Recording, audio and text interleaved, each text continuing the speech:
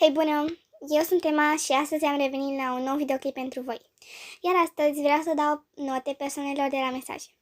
Pentru că am văzut că multe persoane au făcut tot și felul de lucruri de genul, adică dau mesaje persoanelor de la request, de la blog, persoanelor random și am văzut că nu e niciun videoclip de genul și am zis că vreau eu să fiu prima care îl fac.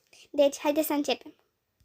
Și le-am dat mesaj persoanelor care au fost online și care încă sunt, că voi face un videoclip în care dau note la persoane și să-mi dea mesaj dacă vor sau nu. Și cam așa am făcut. Ok, deci primul este Golden Boy. Wow, deci îmi plac foarte mult aripile. Cred că, da, o să îți dau 10. Deci arată super. Apoi I'm Fine, care nu are avatarul făcut, doar că presupun că o să-i dau un 8, de la ce nu este făcut și n-am la ce să dau. Apoi este Antonia. Arată super, doar că mi se pare că pielea e puțin prea deschisă. Mă rog, așa îmi făceam și eu pielea înainte și parcă arăta mai bine decât cum arată acum. Dar este super ok, deci 9,50. Apoi din nou el, apoi este Darius, căruia o să-i dau gen pentru level 9 e destul de ok, așa că o să-i dau un 9.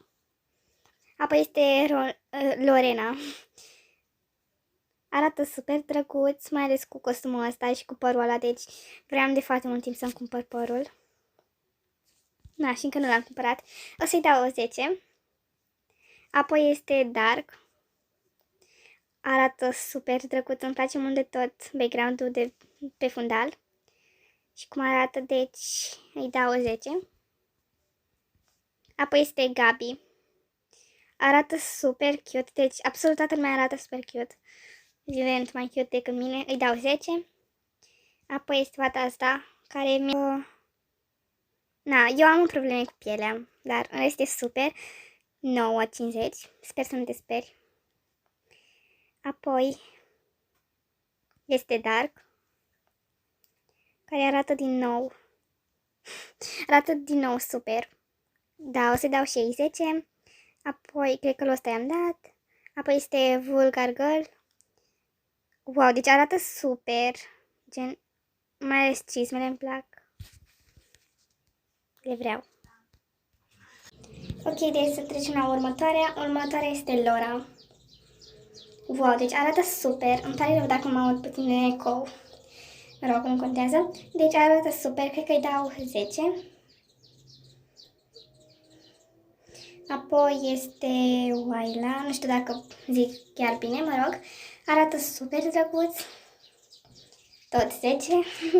Apoi este Ilinka, care arată destul de ok pentru levelul ei, deci îi dau un 9,50.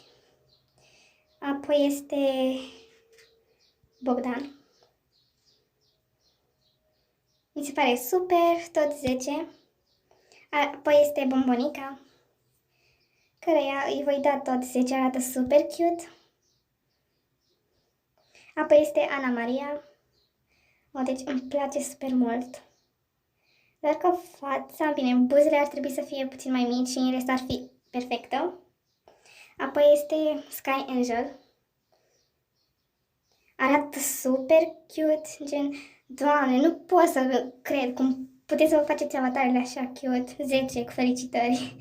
Apoi este Ali, care nu prea îmi place pielea pentru că e foarte deschisă, dar este super ok, 10. 9. Așa. Cred că ți-am mai dat notă, nu știu sigur, mă rog.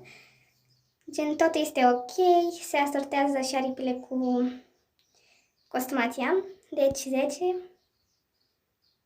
Apoi este Alexandra, care arată super cute.